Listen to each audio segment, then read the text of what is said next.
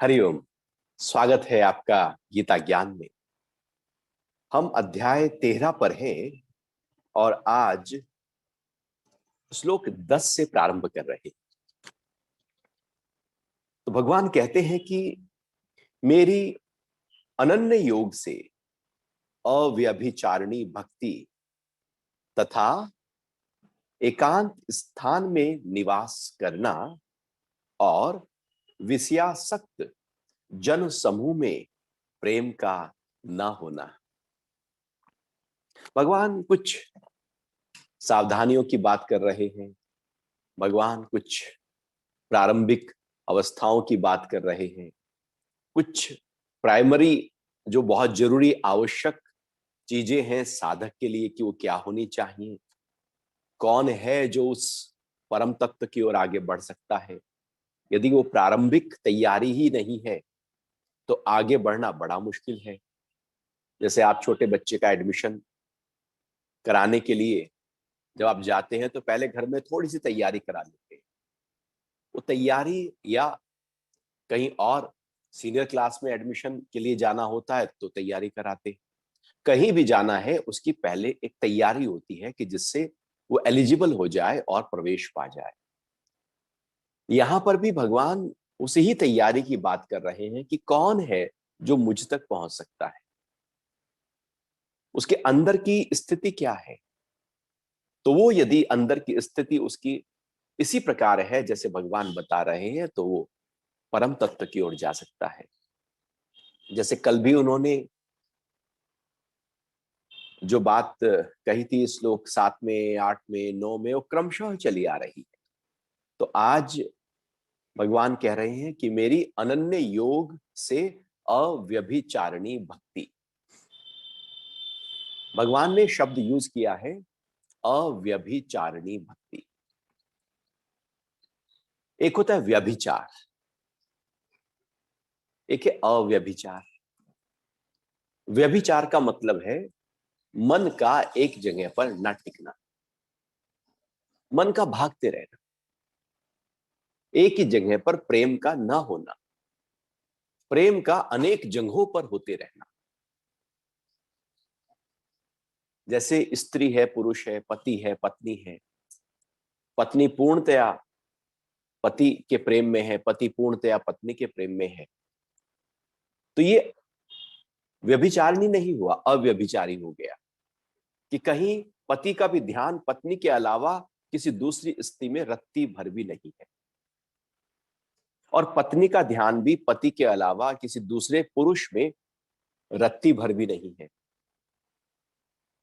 तो इतना ज्यादा पूरी तरह से फोकस जब व्यक्तित्व होता है तो उसको अव्यभिचारी प्रेम कहते हैं।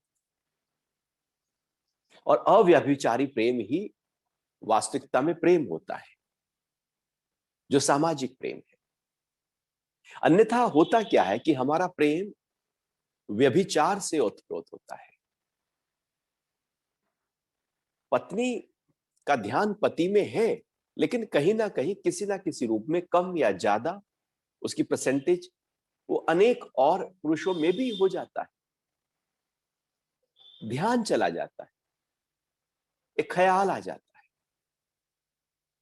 कई बार तो बहुत लोग अनेक से संबंध रखने लगते हैं, तो वो तो और ज्यादा विकृत हो गया।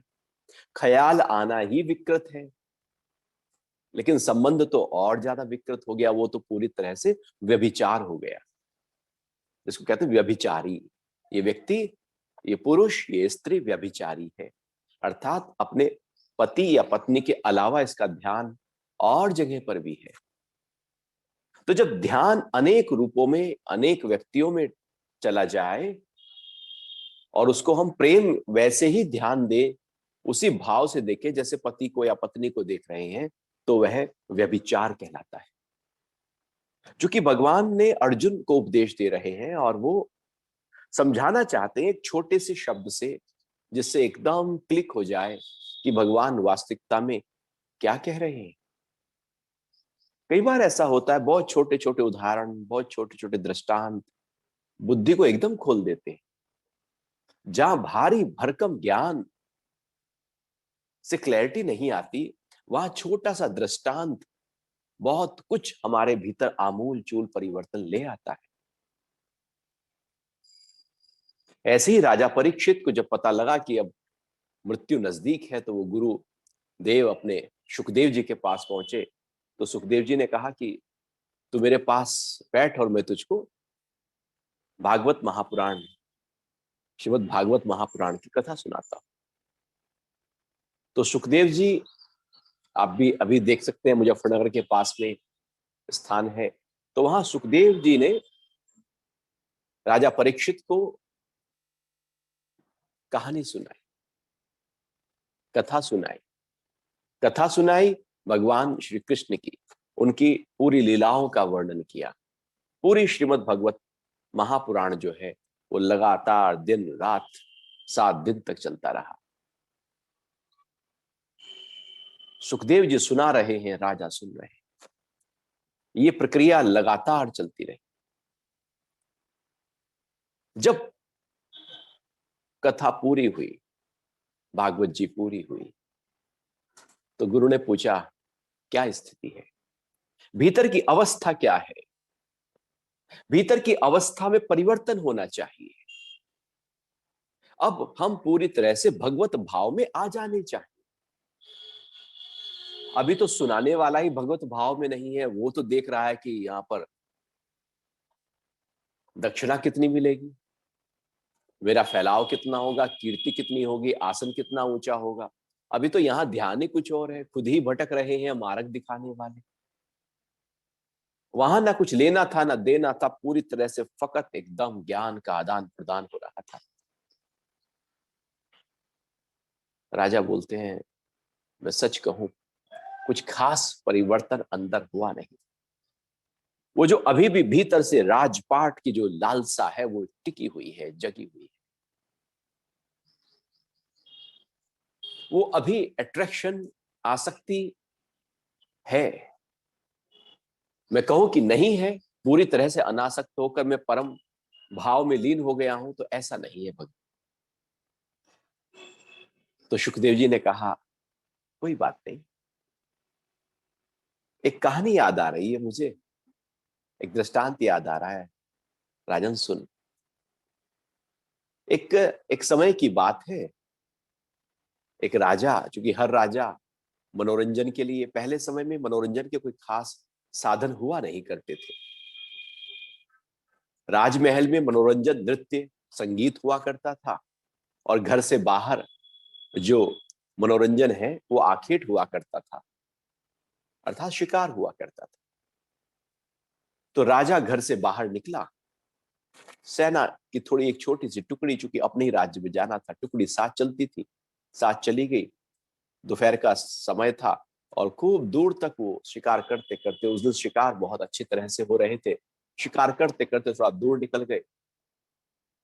सांझ होने को ही थी कि एकदम आंधी तूफान, बादलों ने अपना रुख बदल लिया, काली घटाएं छा गई, हवाएं चलने लगी, आंधी तूफान आ गया, बारिश भी शुरू हो गई, बिजली कड़क रही थी, सब पूरा माहौल अस्त व्यस्त हो गया। जो टुकड़ी थी राजा की वो भी बिखरने लगी, घोड़े बिखरने लगे, राजा कहीं और रास्ते पर चला गया, कुछ सिपाही कहीं और, कुछ सिपाही कहीं और, चूंकि धूल धक्कड़ हो गया था, कुछ दिखाई नहीं दे रहा था, काला गुप्त होने लगा था, सब बिछुड़ गए। राजा जब बिछुड़ गया और अकेले आगे आगे चलता चलता चलता देखा कि वो तो थोड़ी देर में रात होने लगी, जंगल है, रात है। राजा डरने लगा कि कहीं कोई जंगली जानवर आक्रमण ना कर दे। दिन में तो मैं शिकार कर सकता हूं, लेकिन रात को तो जंगली जानवर शिकार कर सकते हैं। तो डर रहा था राजा। तो डरते डरते उसे कहीं दूर एक दिया जलता हुआ दिखाई दिया। तो राजा को लगा कि यहां पर कोई रिहायश है, वहां चला गया। वहां पर देखता है जाकर के एक झोपड़ी है, रात का समय है, उसने झोपड़ी में कुंडा खटखटाया, तो अंदर से आवाज आई कौन है। वो आग का खोला, देखा तो राजा अपने शाही लिबास में थे। तो उन्होंने देखा, अरे आप राजन, प्रणाम किया। राजा ने कहा मैं अंदर आ सकता हूं कि हाँ आइए। और राजा ने जब उसकी झोपड़ी देखी तो पूरी तरह से मांस से, क्योंकि वो चांडाल था और वहां पर कहीं मांस है, कहीं खून है, कहीं अधजला शरीर है और कहीं पर पशु कटा हुआ है और पूरी तरह से एकदम बिखरा हुआ और व्यक्तित्व भी बिखरा हुआ। राजा को ग्लानि हो गई कि यार ये कैसे है, यार रात को कैसे मैं रह पाऊंगा। लेकिन वो थोड़ी देर के लिए बैठ गया, जान तो बचानी थी, बाहर तो और ज्यादा खतरा था। तो बैठ गया तो बातचीत करने लगा, भाई क्या करते हो, कहाँ से हो, क्या हो। तो वो भी अपनी, चांडाल भी अपनी बात करने लगा।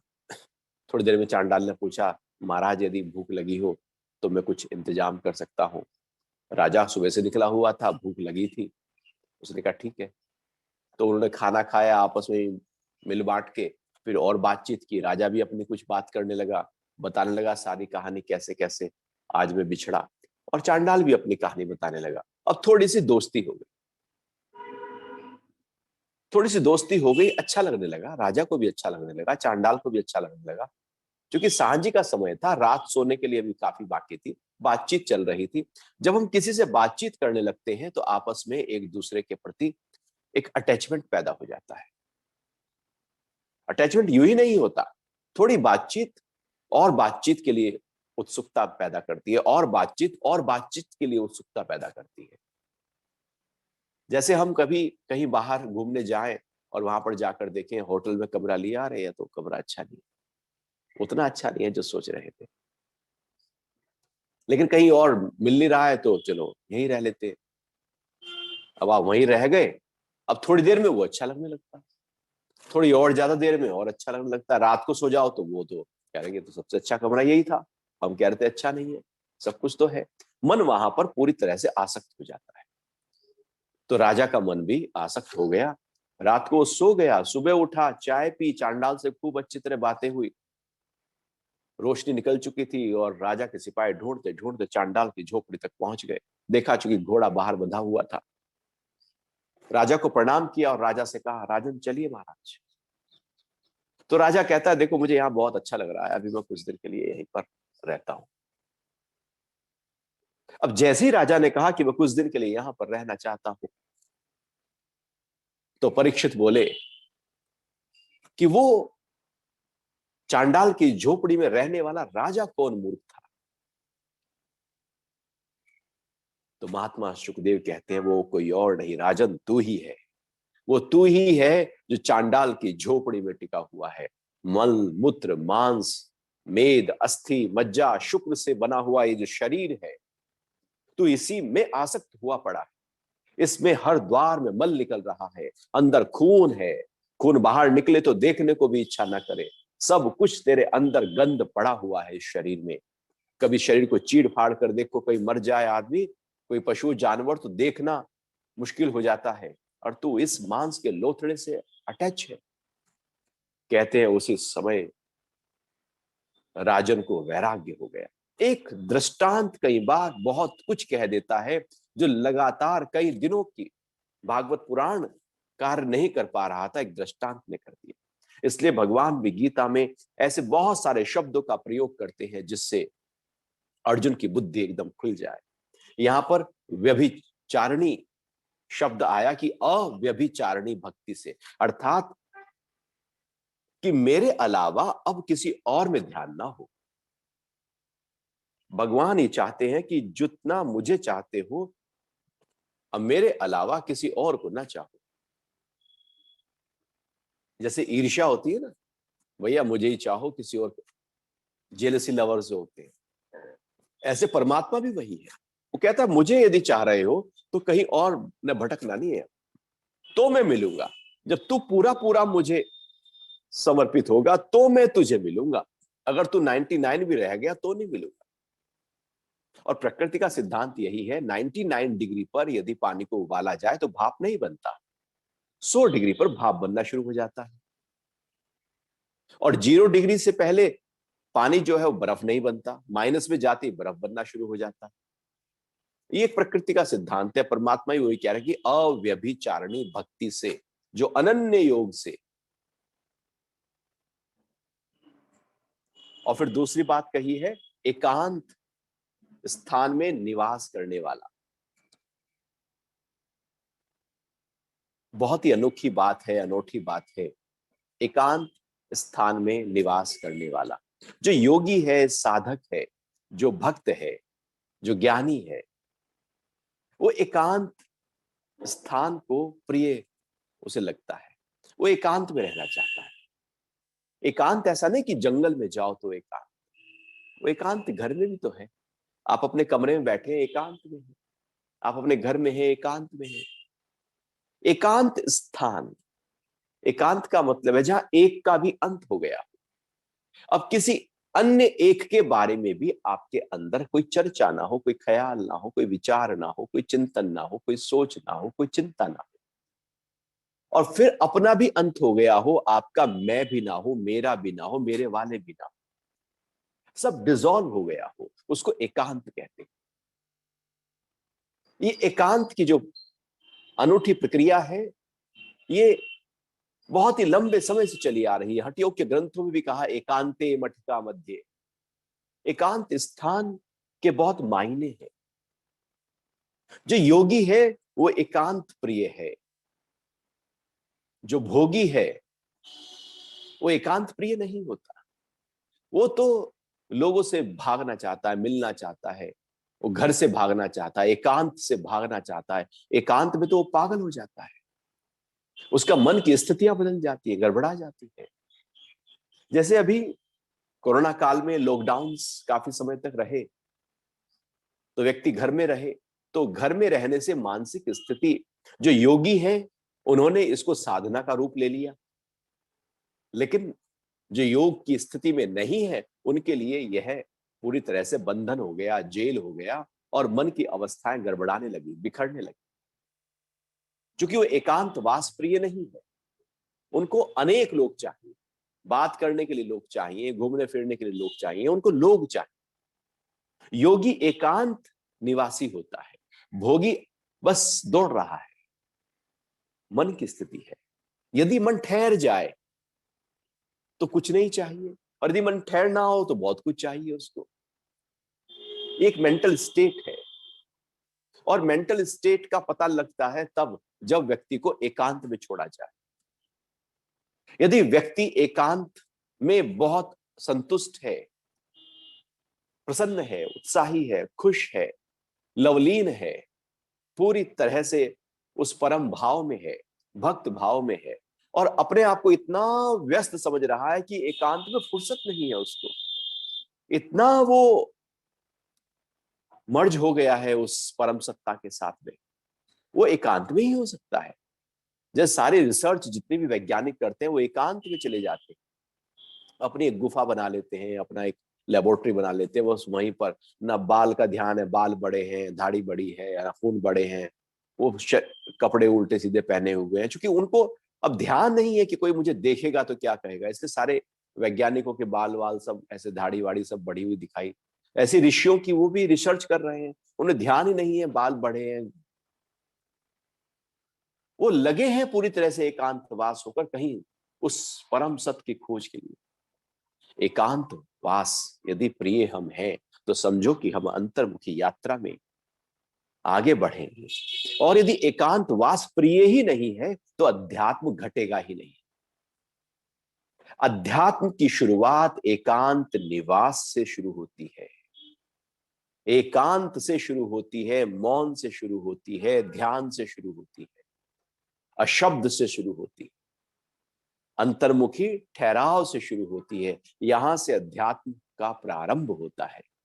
जैसे आपको ट्रेन से यात्रा करनी हो तो आपको रेलवे स्टेशन पहुंचना ही पड़ेगा, वो ट्रेन आपके घर पे आने वाली नहीं। आपको हवाई जहाज से कहीं सफर करना हो तो आपको जहां हवाई जहाज खड़ा है वहां पहुंचना पड़ेगा, चाहे आपका अपना प्राइवेट ही प्लेन क्यों ना हो, आपको वहीं पहुंचना पड़ेगा जहां वो खड़ा है। भले वो घर के बाहर ही खड़ा क्यों ना हो, आपको घर से निकलकर बाहर जाना पड़ेगा। आपको वो वो कंडीशन अप्लाई है ही है। ऐसे ही अध्यात्म की तरफ जाना है तो उसके लिए एकांतवास में आपको आना पड़ेगा। बुद्ध भी न जाने कितने सालों तक एकांत में चले गए, मौन में चले गए, ध्यान में चले गए। महावीर, सारे बिना उसके तो वो आंदोलन प्राणों में होता ही नहीं है। प्राणों का आंदोलन तो एकांत में होता है, अन्यथा हम तो बाहर की तरफ ऊर्जा को बहाए रखते हैं। आंख, नाक, कान, मन, चिंतन, बुद्धि व्यापार में लगी है, परिवार में लगी है, धन में लगी है, इसमें लगी है, उसमें लगी है। जब वहां लगी है, बिखर गई है ऊर्जा, तो अध्यात्म कैसे घटेगा? अध्यात्म है अपनी सारी ऊर्जाओं को इकट्ठा करके अंतर्मुखी कर देना, अध्यात्म कहलाता है। जब ऊर्जा ही इकट्ठा नहीं हो तो अध्यात्म घटा कहां? अध्यात्म कोई चर्चा नहीं, कोई शब्द नहीं, कोई पढ़ना पढ़ाना नहीं, कोई सुनना सुनाना नहीं। अध्यात्म तो ऊर्जा को इकट्ठा करके ऊर्ध्वमुखी यात्रा है, और जिसका प्रारंभ एकांत निवास से शुरू होता है। इसलिए हमारे यहाँ पर भारतीय परंपरा में अक्सर आश्रम थोड़ा नगर से दूर बनाए जाते थे। जैसे आउट होम्स आज हम बनाते हैं, बाहर कहीं दूर जाकर एकांत में। लेकिन वो एकांत में घर बना लो और मन में पूरा परिवार, पूरा जगत, पूरा संसार चलता रहे, और एकांत हमें कभी प्रिय ही ना लगे। आज भी आप देखो, आपको थोड़ा जिस दिन खाली हो, आप छुट्टी है, आप कभी भी खाली नहीं रह पाओगे। आपका मन चलना शुरू हो जाएगा। कभी आप मोबाइल देखोगे, कभी इससे बात कर लोगे, कभी उससे बात कर लोगे, रही सही कसर टीवी पूरी कर देगा, कुछ पुरानी बातें घर में करना शुरू कर दोगे, या जो अभी कुछ कार्य चल रहे हैं उसी की चर्चा करना शुरू कर दोगे। हम खाली नहीं रह सकते। खाली हमारे लिए बहुत ज्यादा विपदा है, विपत्ति है, बहुत ही ज्यादा भारीपन हो जाता है, पागलपन हो जाता है। योगी के लिए जो सहायक चीज है, भोगी के लिए वो विनाशक चीज हो जाती है। तो इसलिए भोगी के लिए कहा है कि मुआ कुछ तो किया कर, नहीं तो पाजामा फाड़ के ही सिया कर। क्योंकि भोगी के लिए जरूरी है कुछ करना, नहीं तो वो पागल होगा, वो उलझुल सोचेगा, उल्टी सीधी बात सोचेगा। लेकिन योगी के लिए कुछ करना जरूरी नहीं, क्योंकि वो तो कर्ता पने से ही ऊपर उठ रहा है, वो तो एकांत प्रिय हो रहा है। तो भगवान कह रहे हैं कि एकांत निवास, एकांत स्थान में निवास करना, और विषयासक्त जन समूह में प्रेम का ना होना। विषयासक्त जन समूह में वो लोग जो बहुत ज्यादा अटैच है, विषयासक्त है, विषयों की तरफ है। मतलब कोई है जो आंख से रूप देखने के लिए लालायित रहता है, ऐसा कोई व्यक्ति। कोई अच्छा संगीत सुनने में लालायित रहता है, कोई अच्छे खाने में भाग रहा है, कोई इस वासना की तरफ दौड़ रहा है, कोई उस वासना की तरफ दौड़ रहा है, कोई इस इच्छा को पूरा करने पर लगा पड़ा है, कोई उस इच्छा को पूरा करने पर लगा पड़ा है, जो बस भाग रहे हैं और विषयों की तरफ दौड़ रहे हैं। ऐसे लोगों के साथ जब हम संपर्क करते हैं, उठते बैठते हैं, तो हमारी वृत्ति भी वैसी ही होने लगती है। इसलिए शराब पीने वाले से यदि आप मित्रता गांठना शुरू करोगे, तो न जाने किस दिन पता भी नहीं लगेगा आपको कि आपने शराब शुरू कर दी। आप जुआरी से मित्रता करोगे तो न जाने कब आपने सट्टा खेल लिया, आपको पता ही नहीं लगेगा, वो हो चुका होगा। कोई कामुक व्यक्ति के साथ में आप उठने बैठने लगे, तो आप उस काम वासना में न जाने कब उतर जाओगे, पता ही नहीं लगेगा। ऐसे ही कोई सिगरेट पीने वाला है, आप भी एक सूटा मार ही लोगे, चूंकि अब धुएं की स्मेल अच्छी लगने लगी आपको। इसी तरह से जो विषयासक्त जन समूह है, उनके साथ में यदि हम हैं, तो उनका असर हमारे ऊपर जरूर आएगा। संग का रंग चढ़ता है। इसलिए संग बहुत महत्वपूर्ण होता है कि संग क्या है हमारे जीवन में। वो दोस्त हो जो ऊंचे उठाने में सहायक हो। ऐसे दोस्त ना हो जो नीचे गिराने वाले हो, या खुद ही नीचे गिरे हुए हो और ऐसे ही से ही हमने दोस्ती कर ली, तो आपकी स्थिति नीची आ जाएगी। ऊंचे से नीचे आने में टाइम नहीं लगता, नीचे से ऊपर जाने में बहुत आपने मेहनत की थी, बहुत एकांतवास किया था, बहुत साधना की थी, बहुत तपश्चर्या की थी आपने, बहुत अध्ययन किया था, स्वाध्याय किया था। लेकिन कोई कुसंग हमें मिल गया, और कुसंग के होते ही वो सारी साधना, वो सारी तपश्चर्या, वो सारा ध्यान, सारी एकाग्रता एकदम भंग हो जाती है। इसलिए सत्संग कहा है। संग हो तो सत का हो, कुसंग ना हो। कुसंग का मतलब है कि विषयासक्त जन समूह में प्रेम ये कुसंग है, और प्रेम का न होना, जब वहां प्रेम नहीं तो कहां प्रेम होगा, अपने साथ होगा। फिर हम सत्संग की तरफ बढ़ने लगेंगे। लेकिन हमारी रुचि रहती है कि नहीं, हमें तो भैया वो लोग जो बहुत कुछ विषयों में हैं उनकी तरफ हम अट्रैक्ट होते हैं। आप देखना, हमारा अट्रैक्शन केवल उन्हीं की तरफ बना रहता है और मन में वैसी वृत्ति हमारी चलनी शुरू हो जाती है। हम अपनी वृत्ति को बहुत ही हिलाते रहते हैं। हमने ही हिलाया है जगत में जाकर, हमने ही हिलाया है उन लोगों को अपना आदर्श बनाकर जो लोग विषयों में आसक्त हैं। यदि आप ऐसे किसी व्यक्ति को, ऐसे किसी एक्टर को, एक्ट्रेसेस को, ऐसे किसी सामाजिक, ऐसे किसी राजनीतिक व्यक्ति को जो विषयों में आ सकते हैं, उसको अपना आदर्श बनाएंगे तो आप वही करने लगेंगे जैसे वो करते हैं, तो हमारी ऊर्जा बिखर जाएगी। ये 10वां श्लोक है। फिर आगे 11वां श्लोक है और अध्याय चल रहा है 13। भगवान कहते हैं कि अध्यात्म ज्ञान में नित्य स्थिति, कंटिन्यूएशन है, अध्यात्म ज्ञान में नित्य स्थिति और तत्व ज्ञान से परमात्मा का दर्शन, यह ज्ञान है। और जो इससे विपरीत है वह अज्ञान है, ऐसा कहा है। अब ज्ञान क्या है और अज्ञान क्या है, यहां पर भगवान उसको क्लैरिफाई कर रहे हैं। बहुत ही सिंपल तरीके से ज्ञान बता दिया। क्या ज्ञान क्या है? अध्यात्म ज्ञान में नित्य स्थिति और तत्व ज्ञान से परमात्मा का दर्शन, जिसको हम ज्ञान कहते हैं। अभी तो हम प्रकृति के ज्ञान को ज्ञान कह देते हैं। वो सारा ज्ञान होते हुए हमें लगता है कि ज्ञान है, लेकिन वो अज्ञान है। परमात्मा की तरफ जो रुचि है और परमात्मा की तरफ जो खोज है, जो रिसर्च है, और उसके माध्यम से परमात्मा का जो दर्शन है, वो जो पूरी प्रक्रिया है, उसको ज्ञान कहते हैं। तो अध्यात्म ज्ञान में नित्य स्थिति, अपने आत्मा जो मैं हूं, ये शरीर में नहीं, ये नाम में नहीं, ये पद में नहीं, ये प्रतिष्ठा में नहीं, ये धन, ये दौलत, ये शोहरत, ये हूं नहीं मैं। क्योंकि ये सब जाने वाला है, यहां कुछ नहीं रहेगा। व्यक्ति नहीं रहेगा तो ये उसके लिए क्या रह जाएगा। लेकिन फिर भी जब वो जाएगा तब भी तो कुछ रहेगा ना साथ में। वो जो है, जो कभी भी कम नहीं होता, ज्यादा नहीं होता, जो का त्यों रहता है, वो मैं हूं, और वही अध्यात्म ज्ञान है। आत्मा की नॉलेज ही अध्यात्म ज्ञान, यही रियलिटी है, वही मैं हूं। तो इसमें जब हमारी नित्य स्थिति रहती है, लगातार कंटिन्यूअस, जैसे एक धन को पाने वाले की वृत्ति केवल धन में रहती है, सुबह उठे से लेकर रात तक धन धन धन, और रात को सो रहा है तब भी उसका धन मल्टीप्लाई होकर बढ़ता ही जा रहा है। वो केवल धन की तरफ है। कोई काम वासना से ओतप्रोत है, वो सुबह से उठकर रात तक केवल उसी के ही भान में रहता है।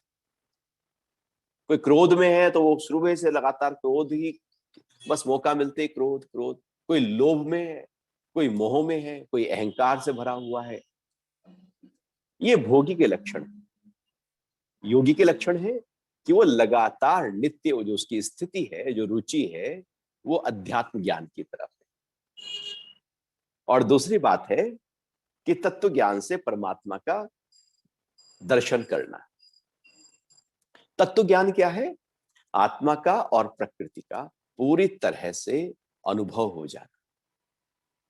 यदि अनुभव हो गया अपने होने का, अनुभव हो गया जो मैं नहीं हूं उसका, जो हूं वो और जो नहीं हूं वो, प्रकृति में नहीं हूं, मैं पुरुष हूं, ये तत्व ज्ञान है। अलग अलग पूरी तरह से ज्ञान हो गया। जैसे हाथ पे कोई चीज रखी हो और आप उसको देख लेते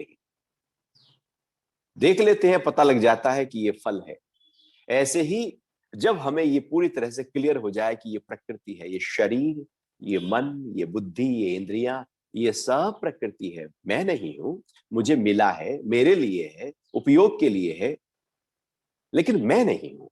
मैं तो वो हूं जो देखने वाला है, जो देख रहा है इसको, वो मैं हूं। जैसे आम, आप अपने हाथ में आम रखो तो आप आम को देखने वाले हैं, आप आम थोड़ी हैं। आम अलग है, आप अलग है। ऐसे ही तत्व ज्ञान में हम शरीर को देखने वाले हो जाते हैं, मन को देखने वाले हो जाते हैं। ये शरीर अलग है, मैं अलग हूं। जैसे आप नारियल में आप खोलते हैं तो नारियल की जो गिरी है वो अंदर पूरी तरह से चिपकी होती है, बाहर के खोल से चिपकी है, लेकिन अलग है। और यदि विधिवत तरीके से उसको अलग किया जाए तो पूरी अलग भी हो जाती है। ऐसे ही हम भी अपने शरीर से, अपने बॉडी कॉन्शियसनेस से पूरी तरह से चिपके हुए होते हैं, अपनी इच्छाओं से, वासनाओं से और अहंकार से चिपके हुए होते हैं। और जब ये अलग हो जाए तो गिरी अलग हो गई, तो हमें पता लग गया कि ये मैं हूं। तो तत्व ज्ञान है अपने स्व के भाव का अनुभव हो जाना, और वही उसी प्रक्रिया से हम परमात्मा का दर्शन कर सकते हैं। तो इस तरह में जो लगा हुआ है, भगवान कहते हैं ये ज्ञान है। और इसके विपरीत जो अध्यात्म ज्ञान में नित्य स्थिति भगवान ने बताई, उसके विपरीत अर्थात संसार में जिसकी नित्य स्थिति है, जो केवल संसार की तरफ रहता है, अधिकतर संसार की तरफ ही रहता है, संसार के अलावा उसके अंदर कोई और चलता ही नहीं। अब घर देख लूं, परिवार देख लूं, अब धन देख लूं, ये सब देखना है, लेकिन ऊंची स्थिति रखते हुए यदि देखोगे तो वो अज्ञान नहीं कहलाएगा। यदि उसको पूरी तरह से भूल कर देखोगे तो अज्ञान कहलाएगा। अब ये हमारे ऊपर है। एक व्यक्ति है, वो धन कमा रहा है, भरपूर कमा रहा है, खूब कमा रहा है, लेकिन अंदर से उसकी स्थिति परमात्मा के भाव में है, तो ज्ञान में है। बाहर क्या कर रहा है वो गौण हो जाता है, महत्वपूर्ण नहीं है। उसकी स्थिति अंदर की क्या है वो महत्वपूर्ण है। हम बाहर व्यापार में, परिवार में होते हुए भी अपने स्व के भाव में रह सकते हैं। कुछ लोग ऐसे होते हैं, वो ध्यान में बैठे हैं, लेकिन उनके अंदर पूरा, कोई घोड़ा बेच रहा है, कोई गधा बेच रहा है, सब कुछ व्यापार चल रहा है। तो अंदर की स्थिति महत्वपूर्ण है। कर क्या रहे हैं, ध्यान कर रहे हैं, पूजा पाठ कर रहे हैं, वो माला फेर रहे हैं मंदिर में बैठ के और गालियां दे रहे हैं एक दूसरे को, मन चल रहा है, तो वो कर क्या रहे हैं वो महत्वपूर्ण नहीं रहा। माला फेरना महत्वपूर्ण नहीं रहा, मन की चिंतन की प्रक्रिया महत्वपूर्ण है। बाहर व्यापार कर रहे हो वो महत्वपूर्ण नहीं रहा, लेकिन मन में चल क्या रहा है वो महत्वपूर्ण है। तो यदि व्यक्ति का मन केवल जगत में, संसार में चल रहा है, तो फिर भगवान कह रहे हैं कि वो अज्ञान है। और उसका तत्व ज्ञान और परमात्मा की तरफ दर्शन का भाव पूरी तरह से एकदम उसने हटा दिया है, या यूं कहें कि परमात्मा का दर्शन करना उसके जीवन का लक्ष्य है ही नहीं। उसका लक्ष्य ही धन का लक्ष्य दर्शन करना है, उसका लक्ष्य ही कुछ और है।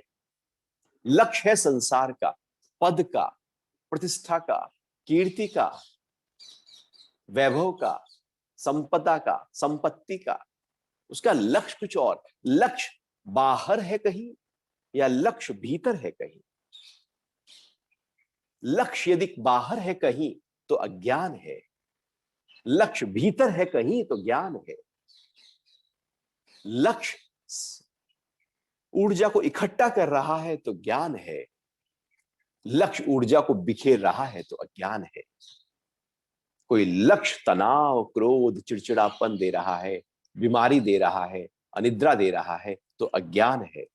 कोई लक्ष्य शांति, प्रेम, आनंद, प्रसन्नता, ठहरता, समरसता, सरलता, सौम्यता, मधुरता दे रहा है तो ज्ञान है। पता लग जाता है व्यक्ति के जीवन से कि उसकी यात्रा बहिर्मुख है या वो भीतर की तरफ बह रहा है। आगे बढ़ते हैं और अध्याय 13 के 12वें श्लोक में भगवान फिर आगे कहते हैं कि जो जानने योग्य है, जिसे जानकर पुरुष परमानंद को प्राप्त होता है, अब उसको कहता हूं। वह अनादि परब्रह्म ना सत कहा जाता है और ना असत कहा जाता है। जो जानने योग्य है, एक छोटी सी बात में सारी बात आ गई। जो जानने योग्य है अर्थात जीवन में यदि कुछ जानने योग्य है तो परमात्मा है, बाकी सब कुछ भी जानने योग्य नहीं है। और हम सारा जीवन उसी को ही जानने में लगा देते हैं जो सारा धूमिल हो जाने वाला है, खत्म हो जाने वाला है, नाश हो जाने वाला है, सारा आउटडेटेड हो जाने वाली है नॉलेज। इसलिए अपने आप को अपडेट किया जाता है, अप टू डेट किया जाता है। रोज टेक्नोलॉजी चेंज होती रहती है, रोज अपने आप को बेहतर नहीं किएंगे तो पिछड़ जाएंगे, क्योंकि वो जानने योग्य नहीं है। उसे जानो, संसार को चला लेने के लिए जानो, लेकिन वो जानने योग्य नहीं है। जानने योग्य जो है उसको जानना है। हम जो जानने योग्य है उसको छोड़कर सब जानने में लग जाते हैं। सब जान भी लो, प्रकृति की सारी नॉलेज भी हो जाए, सारी केमिस्ट्री, फिजिक्स, मैथ्स। बच्चों को स्कूलों में हम वो पढ़ा देते हैं जो जानने योग्य। जीवन जी जाने के लिए केवल वो पढ़ाया जाता है जिससे धन कहीं ना कहीं जुड़ा हो, वो नहीं पढ़ाया जाता जिससे जीवन जुड़ा हो। जबकि जानने योग्य यदि ज्ञान बचपन से ही दिया जाए तो वो उसके जीवन का हिस्सा हो जाए।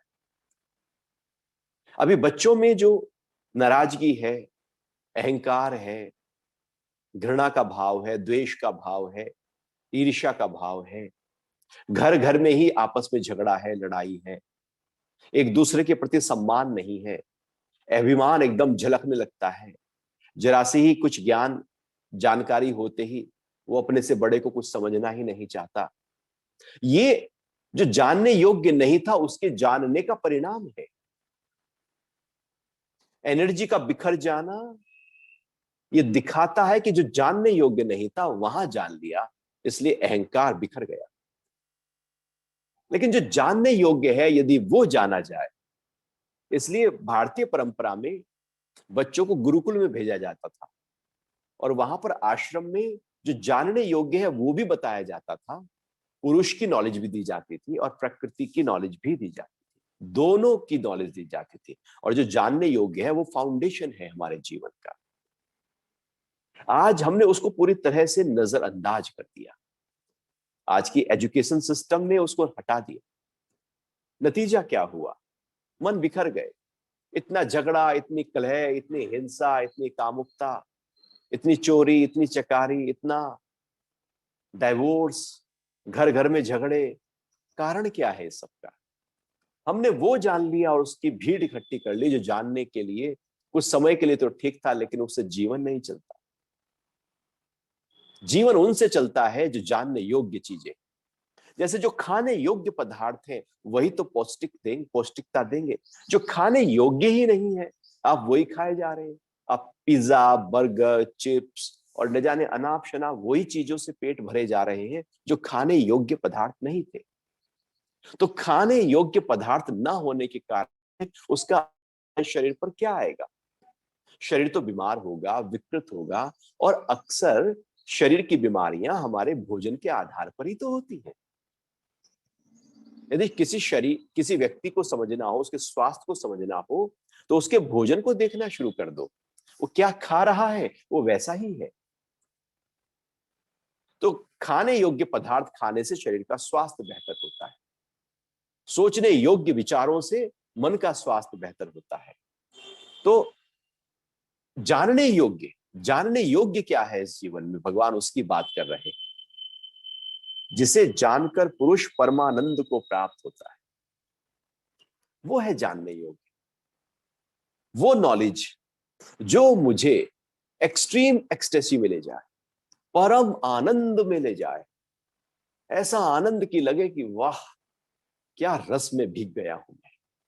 रूखा सूखा नहीं, एकदम तर। जैसे घी चुपड़ी रोटी होती है ना, एकदम मुलायम होती है, और एक होती है बिल्कुल जली हुई फुकी हुई रोटी एकदम कड़ी और मुंह में डालो तो फाड़ दे मुंह को भी।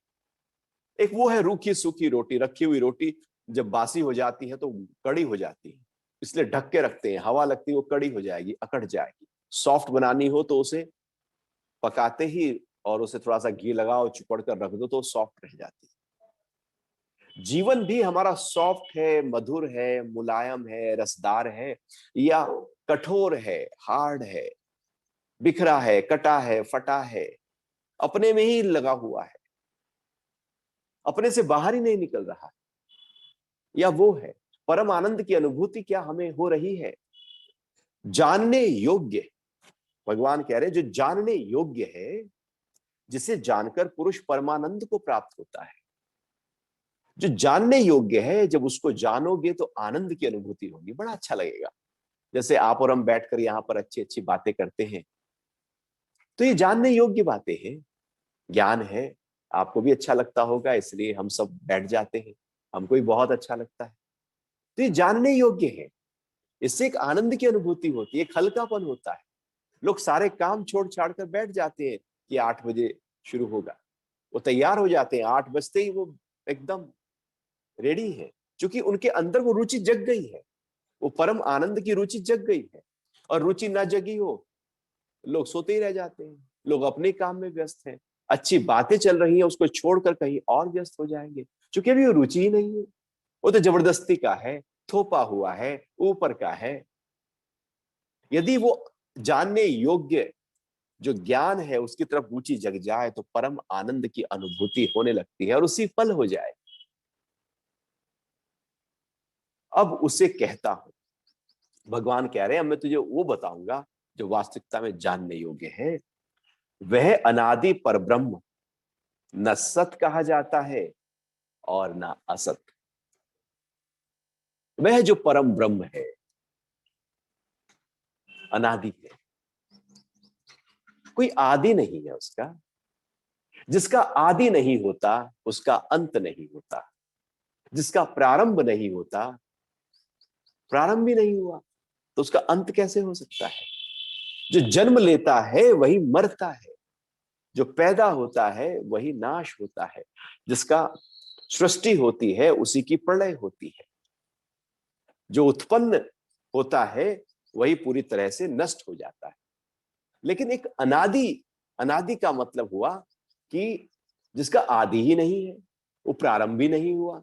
जो प्रारंभ हुआ सृष्टि, उसके प्रारंभ से भी पहले वो था, और उससे पहले जो प्रारंभ हुआ उससे भी वो था, वो हमेशा से था ही था, वो है ही है। जिससे सब प्रारंभ हुआ वो किसी से प्रारंभ नहीं हुआ, वो अनादि है और वो पर ब्रह्म है। पर ब्रह्म, वो असत भी नहीं है और सत भी नहीं, क्योंकि यदि सत कहा तो उसके साथ उसका जोड़ा शब्द असत भी खड़ा है, और यदि असत कहा तो उसके साथ सत भी खड़ा है। कुछ सत होता है, कुछ असत होता है। तो प्रकृति का एक रूप असत है जो प्रकट, असत का मतलब है जिसमें बदलाव होता रहे, जो बदलता रहे। जैसे प्रकृति सुबह कुछ और, दोपहर कुछ और, एक एक घंटे बाद उसमें एकदम बदलाव आने लगता है। जैसे मन में हमारे एकदम बदलाव आने लगता है, अभी कोई ख्याल था अभी दूसरा ख्याल आ गया, शरीर में बदलाव हो रहा है, बुद्धि के निर्णय में बदलाव हो रहा है, सब बदल रहा है। यहाँ पर अहंकार बदल जाते हैं लोगों के। तो जो बदल रहा है वही असत है, और जो नहीं बदलता वो सत है। तो यहां पर प्राण भी नहीं बदलता, वो भी जो का त्यों, एनर्जी शक्ति जो की त्यों है, वो सत है। और प्रकृति में भी जो मूल प्रकृति है वो भी नहीं बदलती, उसकी जो विकृति है, प्रकृति की जो विकृति है, प्रकृति से जो उत्पन्न हुआ है वो बदलता है, लेकिन जो मूल प्रकृति है वो तो जो की त्यों है, वो भी सत है। पुरुष भी सत है तो वो भी सत है। यहां पर भगवान कह रहे हैं वो ना सत है ना वो असत है, अर्थात वो दोनों से परे है, वो पर ब्रह्म है। उसे सत कहोगे तो मन में चल रहा है कि असत भी कुछ है, जब हमारे ध्यान से ही, मन से ही असत मिट चुका हो, असत हो ही ना, आप ही अपने सत भाव में खड़े हो, और जब हम सत भाव में खड़े हो जाते हैं तो हमारे लिए सत भी डिसॉल्व हो जाता है। सत कब तक खड़ा है? जब तक असत की परिभाषा मेरे अंदर खड़ी है। काला रंग कब तक है? जब तक सफेद रंग की परिभाषा है। दिन कब तक है? जब तक रात मेरे जहन में खड़ी है। प्रॉफिट कब तक है? जब तक लॉसेस खड़े हुए हैं मेरे मन में, तभी तो उसको प्रॉफिट कहेंगे, यदि लॉस भी दिखता है तो। जन्म कब तक है? जब तक मृत्यु खड़ी है। मृत्यु कब तक है? जब तक जन्म है। दूसरा अपोजिट जब खड़ा है तो पहली चीज हमारे मन में चल रही है। तो हम यहां बैठकर बात करें तो कहेंगे ये प्रकृति असत है और आत्मा सत है। लेकिन जब आप आत्मा की ऊंची अवस्था में पहुंच जाएंगे तो अब क्या कहेंगे कि ये सत है? आप वो ही हो गए, आप वो ही है। सत तो तब तक कहा जब तक आप दूर थे। आप पहुंच गए हर की पौड़ी पर कुंभ का स्नान करने के लिए, आप दूर थे तो आपने कहा हरिद्वार हरिद्वार, और जब वहीं पहुंच गए तो आप ये थोड़ी कहोगे हरिद्वार, अब तो वहां पहुंच गए। अब वहीं पर खड़े हो, आप गंगा जी में डुबकी लगा रहे हो, पूरी तरह से डूबे हुए हो। अब कहाँ हरिद्वार याद है आपको? आपको सब लीन हो गया। हरिद्वार तो तब तक था जब तक आप हरिद्वार नहीं पहुंचे। पहुंच गए वहां। सत तब तक है जब तक सत में नहीं टिके, टिक गए सत में। असत भी तब तक है जब तक सत में नहीं आए, तो असत भी दिखता है और ये सत है। तो भगवान कह रहे हैं वो जो पर ब्रह्म है, जो अनादि है, वो ना सत कहा जाता है ना असत कहा जाता है, क्योंकि वहां पर साधक एक ऊंची अवस्था में पहुंच चुका होता है। अब भगवान वो जो पर ब्रह्म है उसकी व्याख्या करने वाले, उसके स्वरूप का वर्णन करने वाले हैं, वो किस तरह का है, जिसकी चर्चा अब हम अगले सत्संग में करेंगे। अभी आपका कोई प्रश्न उठ रहा हो तो उससे बात कर सकते नमस्कार सुरक्षित जी। हैं। नमस्कार जी। हमारे हरिओम। सभी दर्शकों का बहुत बहुत स्वागत है। मैं हूँ आपके साथ इला गोस्वामी। तो सुरक्षित जी, जो सबसे पहला सवाल आ रहा है वो हमारे दर्शक पूछ रहे हैं, पारिवारिक जीवन में रहकर क्या इंसान योगी हो सकता है? पारिवारिक जीवन में रहकर क्या कोई योगी हो सकता है? भगवान श्री कृष्ण पारिवारिक जीवन को जी रहे थे जी या नहीं जी रहे थे? बिल्कुल जी रहे थे। बिल्कुल। भगवान श्री राम पारिवारिक जीवन को जी रहे थे। हमारे सारे ऋषि मुनि पारिवारिक जीवन को जी रहे थे। पारिवारिक जीवन को जीते हुए हम योग की साधना बहुत आराम से कर सकते हैं, क्योंकि महर्षि पतंजलि ने उसके लिए अष्टांग योग की साधना बताई है, भक्ति योग की साधना बताई है। परिवार छोड़कर आप योगी थोड़ी बन सकते हैं।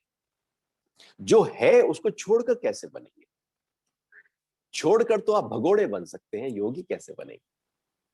हाँ, मन ये कह देता है नहीं हम तो परिवार में है ना, इसलिए हम योग की साधना की तरफ कैसे जाएं। जी जी मन कुछ ना कुछ एक बहाने ले आएगा और कह देगा नहीं, परिवार ना होता तो हम बहुत ध्यान में घंटों घंटों बैठे होते। बिल्कुल। चलो ठीक है, एक समय ऐसा आएगा जब परिवार की जिम्मेदारियां पूरी हो जाती हैं लोगों की। लोग ऐसे कहते हैं ना कि अभी तो भैया बच्चे बड़े ही हो रहे हैं और सब धन भी इकट्ठा करना है, घर चलाना है, गृहस्थी चलानी है। बच्चे बड़े हो जाते हैं, बच्चे नौकरी करने लगते हैं, शादी हो जाती है।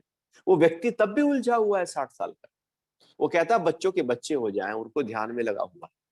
वो फ्री हो गया है तब भी वो ध्यान के लिए नहीं बैठ पाता। वो लगातार भक्त भाव में नहीं रह पाता, क्योंकि रुचि नहीं। और यदि रुचि ही नहीं है तो फिर वो घर छोड़कर यदि जंगल भी जाएगा तो वहां भी रुचि थोड़ी होगी, वहां भी घर की ही याद आएगी। तो घर केवल और केवल हमारा बहाना होता है।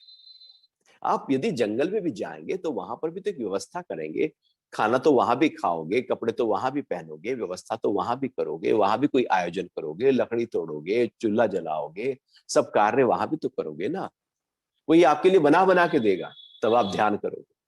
ऐसा तो घर में तो बना बनाया मिल जाता है। वहां तो जाकर और कष्ट आपको सोच देखने पड़ेंगे। बारिश है, बूंदी है, कभी धूप है, लूए हैं, मक्खी है, मच्छर है, सांप है, बिच्छू है, शेर आने का डर है। घर तो सेफ्टी है, ना कोई जंगली जानवर परेशान करेगा, ना बारिश परेशान करेगी, ना धूप परेशान करेगी। ज्यादा धूप लगे तो एसी चला लो। तो घर में बैठकर जो साधना हो सकती है वो बाहर कैसे कर पाओगे? और गृहस्थियों के लिए तो देखो, जिस प्लेटफॉर्म पर हम खड़े होते हैं हमारी यात्रा वहीं से शुरू होती है। अभी हमने परिवार को धारण किया हुआ है, हम गृहस्थी हैं, आप भी गृहस्थी हैं, हम भी गृहस्थी हैं, तो गृहस्थ में रहते हुए ही हम साधना करेंगे। ऐसा थोड़ी है कि हम गृहस्थी को छोड़कर जाएंगे तो साधना करें। बिल्कुल। तो यदि यहाँ साधना नहीं हुई तो वहां भी नहीं। तो इस बहाने को मन से, चूंकि मन बहाने ही करता रहता है, हटा दीजिए। और भगवान ने गीता में कहीं नहीं बोला कि घर हाँ छोड़कर अर्जुन तो साधना कर। जी। वो तो कभी ऐसा कहा ही नहीं। जी। अगला सवाल है, संसार के लोगों से ही जीवन जुड़ा है, क्योंकि समाज में रहना है तो उनकी बातों का फर्क ना पड़े, ये संभव नहीं है, फिर क्या करें? संसार के लोगों की बातों का असर ना पड़े, संभव नहीं। यदि मैंने कहा संभव नहीं तो नहीं संभव। यदि मैं ही जुड़ना चाहता हूं, मुझे ही उसमें मजा आता है, मुझे ही रुचि आती है, तो बिल्कुल संभव नहीं होगा। मेरे ही विकार वही है जो उसके हैं, मेरी भी काम वासना वही है जो उसकी है, तो बिल्कुल संभव नहीं होगा। कमल का फूल है, कीचड़ में खिल जाता है, कीचड़ आसपास है, कीचड़ का असर उसको नहीं होता। वो खिला हुआ है, कीचड़ में होते हुए भी कीचड़ का प्रभाव उस पर नहीं होता, क्योंकि उसकी रुचि कीचड़ में नहीं है। उसकी रुचि ऊर्ध्व गति में है, वो ऊपर की तरफ जाने वाला है, कीचड़ नीचे की तरफ जाता है। यदि कीचड़ फूल के ऊपर किसी कारण से गिर भी जाए तो वो फिर कीचड़ नीचे की तरफ आ जाएगा। फूल की ऊर्ध्व गति है। हमारी भी रुचि जब ऊर्ध्व गति हो तो आप पूरी तरह से संसार के लोगों के साथ रहते हुए भी न्यारे प्यारे हो सकते हैं। उनसे बातचीत करते हुए भी उस बातचीत का प्रभाव आप पर नहीं आए।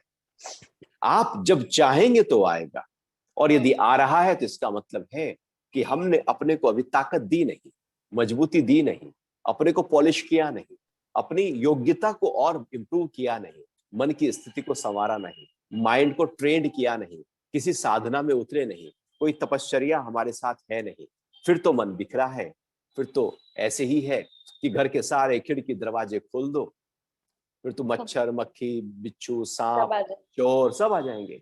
ऐसे ही हम भी हैं, हम भी सब दरवाजे खोलकर संसार में चले जाते हैं। वो इसकी बुराई ले आएंगे, उसका रूप ले आएंगे, उसके शब्द ले आएंगे, और बैठ के घर में परेशान होते रहेंगे। उसने मुझे ऐसा कह दिया था, उसने मुझे वैसा कह दिया था। आप सकल द्वार बंद, अपने सारे द्वारों को बंद करके, अपने कंट्रोल करके तब संसार में जाओ ना।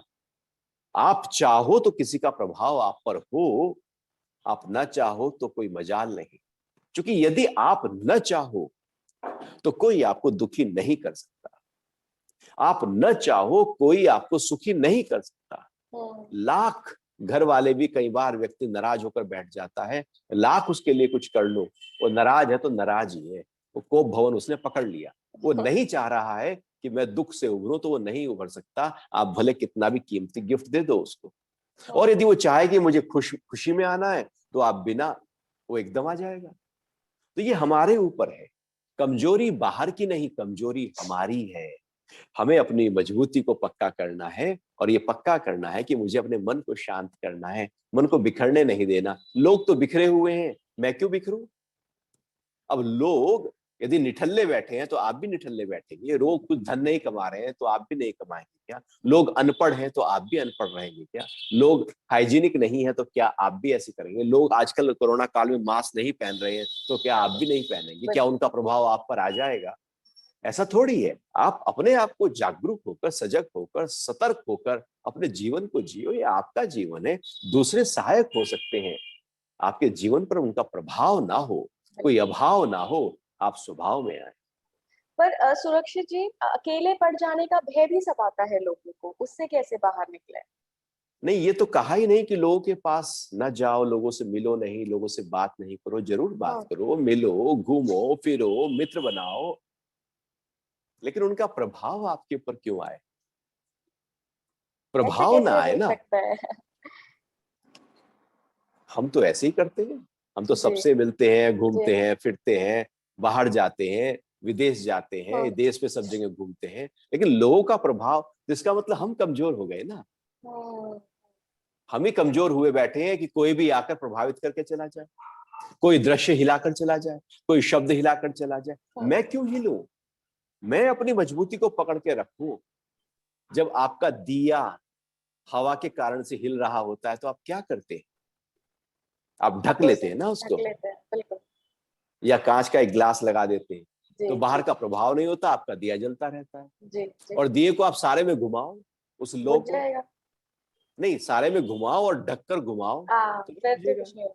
बिल्कुल। तो हवा में ले जाओ तब भी नहीं बुझेगा। बड़ा हम्म। ग्लास लगा दो और ठीक छत पे हवा में रख दो, निर्वात स्थान है, हवा का कोई प्रभाव नहीं है। ऐसे ही अपनी लो को भी एकदम ऐसे एक व्यक्ति को ऐसे बना लो और उसके बाद जगत में जाओ तो प्रभाव नहीं होगा। क्योंकि अभी हम उस प्रैक्टिस में अपने आप को उतना मजबूती के साथ नहीं लेकर आए, इसलिए वो कठिन लगता है। ऐसे ही कठिन लगता है जिसको साइकिल चलाने नहीं आती, उसको साइकिल चलाना कठिन लगता है। हम्म। बच्चे को अभी गुटलियों ही चल रहा था, उसे खड़ा होना बड़ा कठिन लगता है। खड़ा हो गया तो चलना कठिन लगता है, चल पड़ा तो फिर दौड़ना कठिन लगता है। वो जैसे जैसे वो करता जाता है वो सरल होता चला जाता है। तो सरल तो हो जाएगा। लोग पहली बार जब टीवी पर जाते हैं, कैमरे के सामने जाते हैं तो बड़ा कठिन लगता है, हम्म। लेकिन उसके बाद यूज टू हो जाते हैं तो पता भी नहीं सहज हो लगता है। जाता है, बिल्कुल। तो जब तक उतरे नहीं तो कठिन है। हम्म। क्योंकि हमने अपने आप को ऐसे खुली किताब कर दिया कि कोई भी कोई पन्ना फाड़ ले। हम्म। हमने अपने आप को सजाया नहीं, संवारा नहीं, समेटा नहीं, इकट्ठा नहीं किया। योग है इकट्ठा करने की प्रक्रिया जी एनर्जी को, जी। भोग है बहा देने की प्रक्रिया एनर्जी को। हम्म। तो बह बह कर नहीं चलो, हम्म। दूसरों के हाथों में अपनी कमान नहीं दो, हम्म। कठपुतली नहीं बनो कि कोई भी आपको कहकर चला जाए और आप हिल जाओ। आप अपने कंट्रोल में रहो। आपको कोई बहुत मान सम्मान दे तब भी कोई फर्क नहीं हो, आपको कोई अपमान करे तब भी कोई फर्क नहीं हो। ये तैयारी हमारी भीतर की हमारे साथ रोज यदि होने लगे तो बाहर के थपेड़ों का असर हमारे ऊपर नहीं होगा। नहीं पड़ेगा। नहीं तो थपेड़े हमें रुलाते रहते हैं, फंसाते रहते हैं और जिंदगी यूं ही परेशान रहती है। अपने दुख से तो हम दुखी कहाँ होते हैं। जी। हमारे सारे दुख इलाजी केवल और केवल दूसरों के कारण से खड़े हैं। ये बिल्कुल सही कहा सुरक्षित जी दूसरों आपने। के सुख से खड़े हैं, दूसरों के दुख से खड़े हैं। अड़ोसी पड़ोसी का दुख परेशान कर रहा है, अपने वालों का दुख परेशान कर रहा है, उनका सुख परेशान कर रहा है और हम दुखी हुए चले जा रहे हैं। आप हम्म। अपने से पूछो कि आपका निजी दुख इस समय क्या है, जी। जो आपका अपना हो। आप हम्म। पाएंगे मेरा अपना कोई दुख नहीं। हमने जबरदस्ती इकट्ठा किया हुआ है क्योंकि हम प्रभावित हो जाते हैं बाहर से। तो अपने को योग यही तो एकांतवास बताया है। एक हम्म। तैयारी है, ट्रेनिंग है, धीरे धीरे होगी। ट्रेनिंग जैसे जैसे करते चले जाओगे उसमें ट्रेंड होते चले जाओगे। जी। कुत्ते को भी आप पकड़ के लाओ, उसे ट्रेनिंग दो तो वो ट्रेंड होता चला जाता है। वो बॉल पकड़ लेता है, कैच कर लेता है जंप करके। बिल्कुल। और वैसे ही राह चलते हुए कुत्ते को बॉल पकड़ तो नहीं पकड़ पाएगा। ऐसी माइंड ट्रेनिंग प्रोग्राम होता है। और जैसे ही आप मन को ट्रेन करते हो, मन फिर ऐसे तैयार हो जाता है कि वो झमेले में होते हुए भी अकेला हो जाता बिल्कुल है। बिल्कुल। भीड़ में है लेकिन वो अकेला खड़ा है। बिल्कुल। 1 मिनट बचा है, बहुत शॉर्ट में एक सवाल लेना चाहती हूँ। दर्शक पूछ रहे हैं, आत्मा ही सब कुछ है तो इस शरीर के प्रति हम इतना चिंतित क्यों रहते हैं? क्योंकि शरीर माध्यम है उस आत्मा तक पहुंचाने के लिए। उस आत्मा को अनुभव करना हो तो कोई तो साधन चाहिए ना, इसलिए शरीर के प्रति चिंतित रहते हैं। शरीर स्वस्थ है क्योंकि ये सबसे पहला कोश है। आत्मा के 5 कोश कहे गए हैं। जी कभी इनकी हम गहरे चर्चा कर सकते हैं। जी। अन्नमय कोश, प्राणमय कोश, मनोमय कोश, विज्ञानमय कोश और हम्म। आनंदमय कोश। हम्म। 5 लेयर्स है आत्मा की। सबसे पहले ये शरीर है जो अन्न से बनता है। तो हम्म। शरीर स्वस्थ होगा तो हम आगे लेयर पर जा पाएंगे। अच्छा। फिर प्राणमय कोश प्राणों को हम साधते हैं, फिर मनोमय कोश मन को साधते हैं, फिर जी। बुद्धि को साधते हैं, फिर आनंद को साधते हैं और फिर आत्मा का अनुभव करते हैं। हम्म। शरीर ही बीमार है तो तो कैसे आप करें? ध्यान में कैसे बैठोगे, बिल्कुल। पूजा पाठ कैसे करोगे?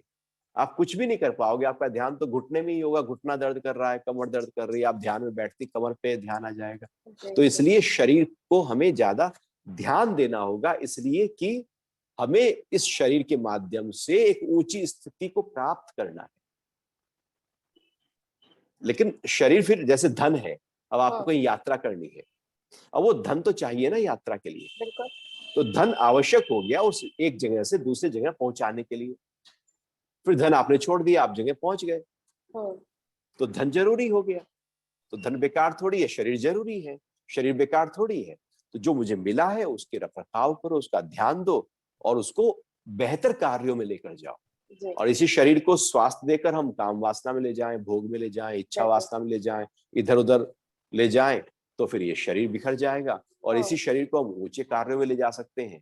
तो ये शरीर फिर इस देह अध्यास से छूटता हुआ और उस ऊंची स्थिति को हमें प्राप्त करा देगा। बिल्कुल बिल्कुल। तो बहुत बहुत शरीर धन्यवाद। माध्यम जी खलु धर्म साधनम कहा है, जी जी ये शरीर माध्यम है धर्म तक पहुंचा देने के लिए। बहुत बढ़िया हरिओम। बहुत बढ़िया सुरक्षित जी, बहुत बहुत धन्यवाद सुरक्षित जी इस बेहतरीन चर्चा हरिओम में मीला जी, जुड़ने के लिए। हरिओम। हमारे सभी दर्शकों का भी धन्यवाद। अब आपसे मुलाकात होगी सोमवार सुबह 8 बजे।